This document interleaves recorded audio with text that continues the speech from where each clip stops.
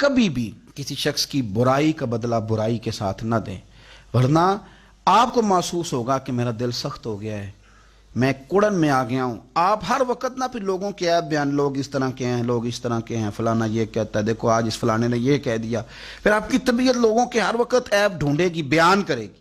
اور اگر آپ برائی کا بدلہ اچھائی سے دینے لگ گئے، ذہن بن گیا۔ حضرت ابوبکر صدیق رضی اللہ تعالیٰ عنہ بیٹھے تھے تو ایک شخص نے معاذ اللہ انہیں برا بھلا کہنا شروع کر دیا۔ کمال کی بات یہ کہ اللہ کے رسول بھی تشریف فرمائے، دیر تک کہتا رہا، صدیق اکبر سنتے رہے۔ جب صبر کا پیمانہ لبریز ہونے لگا تو ابوبکر صدیق اٹھ کے فرمایا کہ جو تو کہتا ہے سب جھوٹ کہتا ہے، تو غلط ہے۔ دو تین جملے کہے تو اللہ کے رسول اٹھ کے چلے گئے۔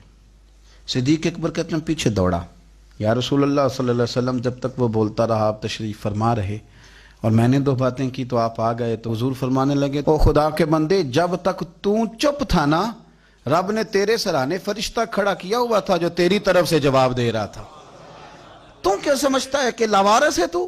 فرشتہ کھڑا تھا جو جواب دے رہا تھا، اور میں خوش ہو رہا تھا سن کے کہ دیکھو میرے ابو بکر کی شان، رب نے اس کا دفاع کرنے کے لیے فرشتے کو بھیج دیا ہے۔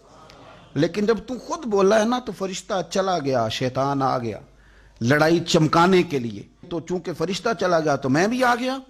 حضرت صدیق اکبر رضی اللہ تعالیٰ عنہ کہتے ہیں بس پھر اس کے بعد حالات بدل گئے، پھر معاملہ اور ہو گیا، پھر آہستہ آہستہ ماحول فقیری کی طرف آ گیا۔ پھر ہم نے اوکھی رمز فقیری والی کے چڑھ سولی تے بہنا، پھر ہم واپس آ گئے، پھر ہم نے کہا ختم ہو گئی بات۔ ایک بندے نے برا بھلا کہا تو حضرت ابو بکر نے ایک جملہ کہا کہ وہ رو ہی پڑا۔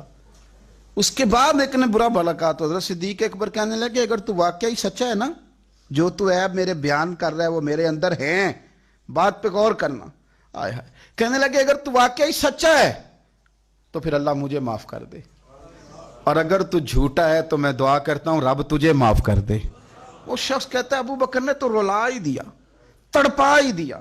میں قریب گیا، میں نے کہا نہیں حضور میں جھوٹا ہوں، دعا کریں رب مجھے ہی معاف کر دے، کیا لینا ہے بدلے لے کے، چھوڑ دیں یار۔